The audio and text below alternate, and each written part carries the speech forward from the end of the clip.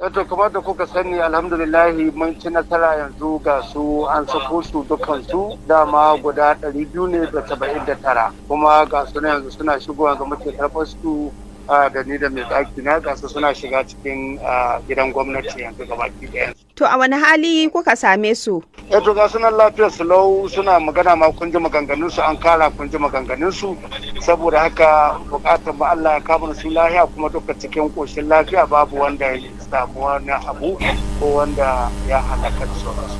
Kamar an biya kuɗin fansa ne wajen karɓo su waɗannan 'yan mata? Ba abin da muke ya based on abin da muka na negotiating da bandit da waɗanda suka karfi sulhu su ne muka amfani da su yanzu haka su ma ga sunan wajen su 30 da wani abu wanda suka karfi sulhu su ne suka ta suka so waɗannan suka yi maganganu da su suka sako mana su. To wani mataki ne kuma za ku ɗauka domin kare afkuwar irin haka a nan gaba? Mu a matsayinmu na gwamnoni kun sani ba mu ke da jami'an tsaro ba. Yanzu gwamnatin tarayya za ta tanadi jami'an tsaro kuma shi ya kamata yanzu a samu jami'an tsaro waɗanda za su kare makarantu na gwamnati. Kuma kira ga shugaban ƙasa da cewa ya kamata a samu cikakkun a ƙara samun tsarin jami'an tsaro. Saboda gaskiyar magana jami'an tsaro sun yi ƙaranci.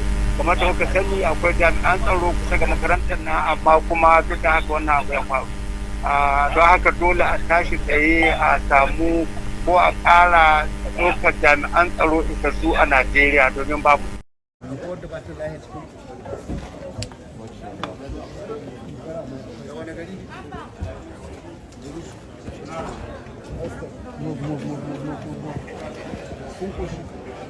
Ya ishe ku, kun tabbata.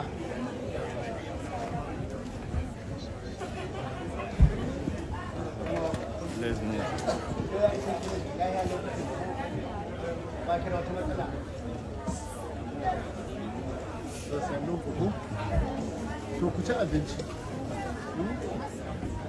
An ba kowa ruwa ko? Ko ci kake ci? An ba ruwa ba. Ya ji koshi. Ba abin da ka damu su. Daga wani yanki. Ba ruwa ba. Sauri burai. Sai kuma ha. Ba abin da ka damu su. Lahiya lau kike. Ke kuma ha da wani gari yake. Lahiya lau da kuma.